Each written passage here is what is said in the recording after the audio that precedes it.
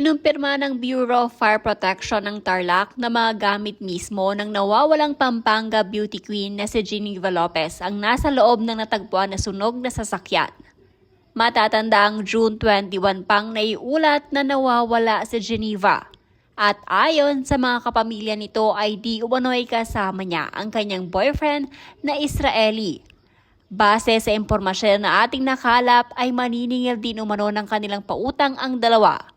Matapos nito ay wala ng paramdam. Nakipagtulungan na din umano ang taong dapat ay kanilang pupuntahan noong araw na umalis sila. Ayon sa mga otoridad ay for verification lamang umano ang pakikipag-usap ng taong dapat sisingilin ng dalawa. Samantala, matapos na kumalat ang balita ng pagkawala ni Geneva, ay may lumutang naman ng babae na ayon sa kanya ay na-encounter umano niya ang boyfriend ni Geneva. 2 buwan na ang nakakalipas dahil inalok daw siya nitong maging model sa negosyo niya. Bukod doon ay niyaya din siyang lumabas ng Israeli. Ngunit dahil hindi umano naging palagay ang loob ng nagngangalang Irish, ay gumawa di umano siya ng dahilan upang hindi siya makasama. At dahil hindi nagtagumpay ang Israeli, ay makikita sa video na in-upload ni Irish ang pagbaba nito sa kanyang sasakyan at pinilit na pasakayin si Irish.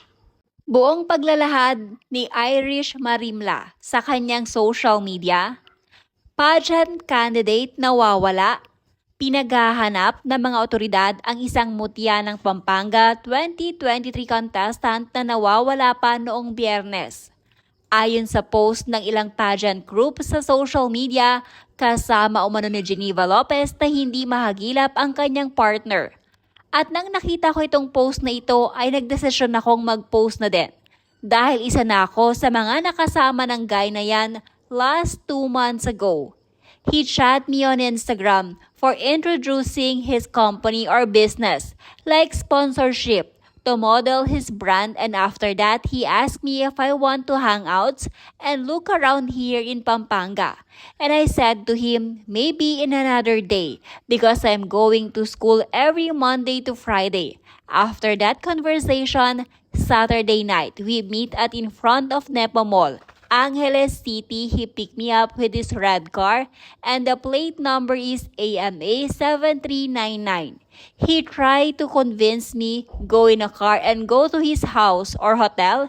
And I said to him, no, it's okay, I will go home cause my mom looking for me at 10 p.m. and then he get mad of me.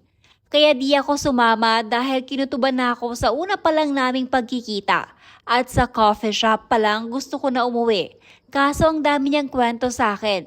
Kaya napaisip ako na nililibang niya ako pero point talaga ni Guy dito ay pipilitin kanyang sumama sa kanya kasi marami pa daw kaming pag-uusapan.